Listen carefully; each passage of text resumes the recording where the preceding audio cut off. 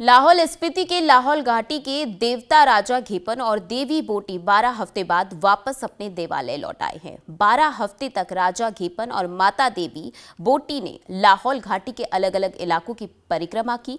आपको बता दें 20 अक्टूबर 2023 को राजा घेपन और देवी बोटी लाहौल घाटी की परिक्रमा के लिए निकल गए थे। यात्रा के दौरान उन्होंने विभिन्न जगहों पर देवी देवताओं से मुलाकात की। इस यात्रा में करीब 100 श्रद्धालु भी लगातार उनके साथ चलते रहे। अब राजा घेपन अपने देवालय में विराजमान हो गए हैं। लोगों को उम्मीद है कि अब लाहौल घाटी के साथ साथ कुल्लू जिले और अन्य इलाकों में भी बारिश और बर्फबारी देखने को मिलेगी।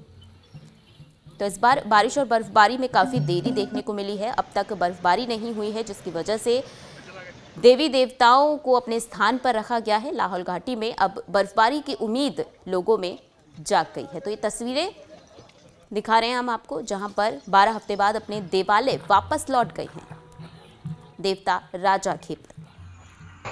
लाहौल स्पीति के लाहौल घाटी के देवता राजा घेपन और देवी बोटी 12 हफ्ते बाद वापस अपने देवालय लौट आए हैं। 12 हफ्ते तक राजा घेपन और माता देवी बोटी ने लाहौल घाटी के अलग अलग इलाकों की परिक्रमा की।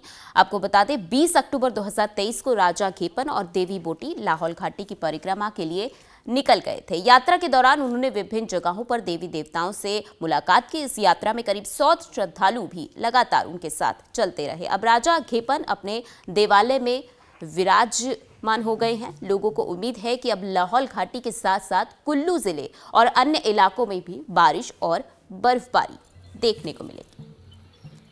तो इस बार बारिश और बर्फबारी में काफी देरी देखने को मिली है। अब तक बर्फबारी नहीं हुई है, जिसकी वजह से देवी देवताओं को अपने स्थान पर रखा गया है। लाहौल घाटी में अब बर्फबारी की उम्मीद लोगों में जाग गई है। तो ये तस्वीरें दिखा रहे हैं हम आपको, जहां पर 12 हफ्ते बाद अपने देवालय वापस लौट गए हैं देवता राजा घेपन।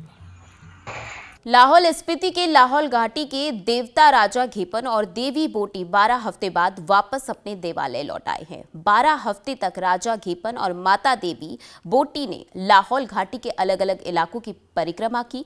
आपको बता दें 20 अक्टूबर 2023 को राजा घेपन और देवी बोटी लाहौल घाटी की परिक्रमा के लिए निकल गए थे। यात्रा के दौरान उन्होंने विभिन्न जगहों पर देवी देवताओं से मुलाकात की। इस यात्रा में करीब 100 श्रद्धालु भी लगातार उनके साथ चलते रहे। अब राजा घेपन अपने देवालय में विराजमान हो गए हैं। लोगों को उम्मीद है कि अब लाहौल घाटी के साथ साथ कुल्लू जिले और अन्य इलाकों में भी बारिश और बर्फबारी देखने को मिलेगी।